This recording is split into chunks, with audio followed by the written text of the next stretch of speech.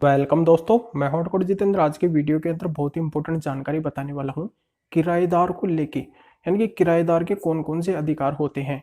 अगर कोई किराएदार किसी प्रॉपर्टी को, किसी संपत्ति को अगर किराए के ऊपर ले रखा है, तो यहाँ पे अगर वो उस प्रॉपर्टी को खाली नहीं करना चाहता है या फिर जबरदस्ती उससे खाली करवाया जाता है, तो यहाँ पे उसके कौन कौन से अधिकार बनते हैं, पूरी डिटेल में यहाँ पे जानकारी बताऊंगा। बहुत ही इंपॉर्टेंट वीडियो है, किराएदार के फेवर में ये वीडियो है। जो किराएदार है उनके फेवर में ये वीडियो है, उनके लिए ये फायदेमंद वीडियो है। तो पूरा वीडियो बिल्कुल अंत तक देखिए, पूरी जानकारी आपकी समझ में आ जाएगी। उससे पहले बता देता हूँ, इस चैनल को सब्सक्राइब नहीं किया तो सब्सक्राइब भी कीजिए, बेल आइकन दबाइए, वीडियो को लाइक करके शेयर कर दीजिए। मेरे से बात करना चाहते हैं, कोई भी लीगल प्रॉब्लम है तो वीडियो को डिस्क्रिप्शन में नंबर दिए गए हैं, पॉइंट पॉइंट लेकर मेरे से बात कर सकते हैं। तो चलिए शुरू करते हैं। तो दोस्तों, यहाँ पे मैं जो जानकारी बताने वाला हूँ वो हर किसी किराएदार को पता नहीं होती है। यहाँ पे बहुत ही इंपॉर्टेंट जानकारी है जो आपके साथ में स्टेप वाइज शेयर करने वाला हूँ। तो यहाँ पे मैं बता देता हूँ कि हर स्टेट का अलग अलग किराया अधिनियम होता है। जैसे राजस्थान से अगर आप हैं तो राजस्थान टेनेंसी एक्ट 1955 है। ऐसे ही हर स्टेट का अलग अलग किराया अधिनियम होता है, जो किराएदार और जो प्रॉपर्टी का मालिक है उसके बीच में यहाँ पे जो भी बातें होती है उनके लिए ये अधिनियम बनाया जाता है। तो ये बात तो आपकी समझ में आ गई होगी। अब किराएदार के कौन कौन से अधिकार होते हैं उनके फेवर में यहाँ पे मैं बात करने वाला हूँ। तो सबसे पहला अधिकार तो यहाँ पे मैं बता देता हूँ कि अगर कोई संपत्ति का मालिक किराएदार से उस प्रॉपर्टी को बिना वजह खाली करवाता है, उसका मकसद ये होता है कि वो इस किराएदार से तो खाली करवा लेगा और बाद में वो क्या करेगा कि किसी अन्य किराएदार को ऊंचे दामों में उसको किराए के ऊपर दे देगा, यह मकसद होता है। पर वह यह बात उस किराएदार से छिपाता है, उससे ये छिपाता है कि वो अपनी निजी आवश्यकता के लिए इसको खाली करवा रहा है। वो निजी आवश्यकता बताता है, वो सद्भावी आवश्यकता बताता है, इसलिए वो खाली करवा रहा है। ये बातें उस किराएदार के सामने रखता है, जिससे वो किराएदार क्या करता है, उस प्रॉपर्टी को खाली कर देता है।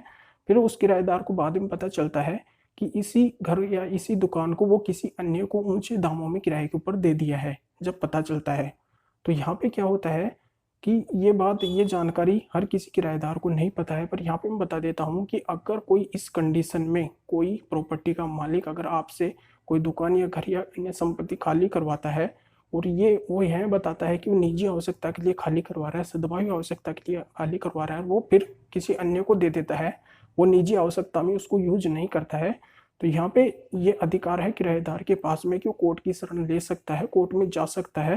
तो यहाँ पे ये कानून लागू होता है कि इस कंडीशन में अगर वो कोई खाली करवाता है सद्भावी आवश्यकता के लिए और किसी अन्य को किराए के ऊपर दे देता है, तो वो 1 साल तक किसी अन्य को किराए के ऊपर नहीं दे सकता है।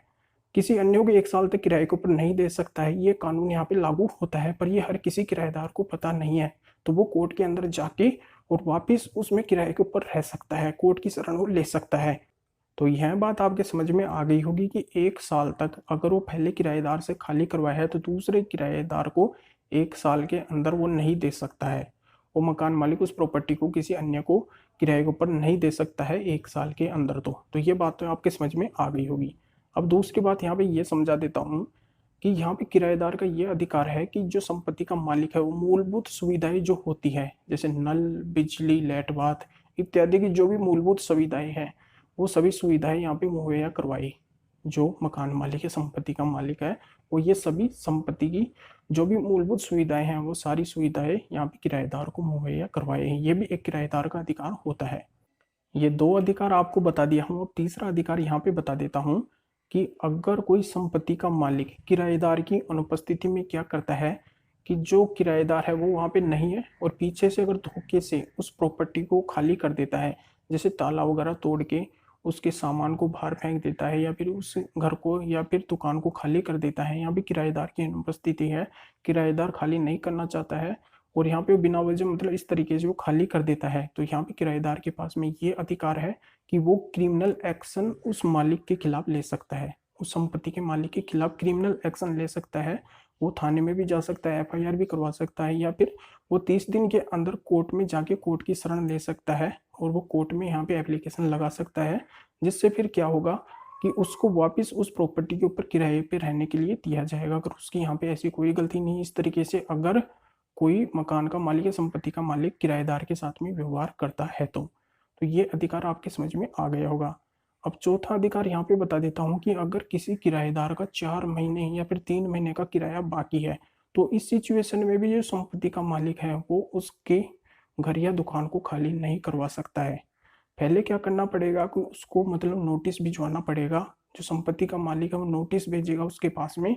और यहाँ पे अगर उस नोटिस के 30 दिन के अंदर अगर वो उस किराए को चुकता कर देता है, उस किराएदार को, संपत्ति के मालिक को अगर 30 दिन के अंदर दे देता है, तो यहाँ पे जो वो संपत्ति का मालिक है वो उससे वो प्रॉपर्टी खाली नहीं करवा सकता है। अगर वो नहीं देता है तो फिर वो खाली करवा सकता है, पर यहाँ पे पहले क्या है कि उसको नोटिस देना पड़ेगा, फिर ही वो खाली करवा सकता है। तो ये प्रक्रिया यहाँ पे चलेगी, डायरेक्टली वो किसी से इस तरीके से खाली नहीं करवा सकता है। तो ये जानकारी आपके समझ में आ गई होगी, ये 4 अधिकार आपके समझ में आ गए होंगे। अब यहाँ पे किराएदार का 5वां अधिकार बता देता हूँ कि 5वां अधिकार क्या बनता है।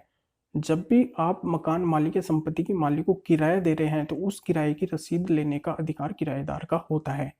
रसीद जरूर ले, अवश्य ले, नहीं तो वो क्या है कि डिफॉल्ट केस वगैरह कर देता है, किराया का डिफॉल्ट केस वगैरह कर सकता है। तो इसलिए आपको क्या करना है कि किराए की रसीद जरूर लेनी है, किराएदार को किराए की रसीद मकान मालिक या संपत्ति के मालिक से जरूर लेनी है। अगर वो रसीद नहीं देता है, उपलब्ध नहीं करवाता है, तो उसके अकाउंट में आप पैसे डलवा सकते हैं, जिससे आपके पास में स्टेटमेंट ये तो रहेगा कि आप उसके अकाउंट में इतने पैसे हर महीने के हिसाब से भेज रहे हैं। तो इस तरीके से आपको क्या है कि फुल प्रूफ काम करना है, यहाँ पे कोई भी आपको फॉल्ट इस तरीके से नहीं रहना है, जिससे आपके पास में मजबूत एविडेंस रहेगा और यहाँ पे आप फॉल्ट नहीं आएंगे और आप उस संपत्ति के ऊपर यहाँ पे कायम रह सकते हैं, अगर आप टाइम टू टाइम अपनी जो भी कंडीशन है उसको फॉलो करते रहते हैं। तो ये पूरे अधिकार आपकी समझ में आ गए होंगे। तो वीडियो को लाइक करके शेयर कर दीजिए और लोगों को भी इस जानकारी का पता चल सके। तो फिर आगे मिलेंगे आपसे नई वीडियो नए टॉपिक के साथ में। आप सभी का बहुत बहुत धन्यवाद।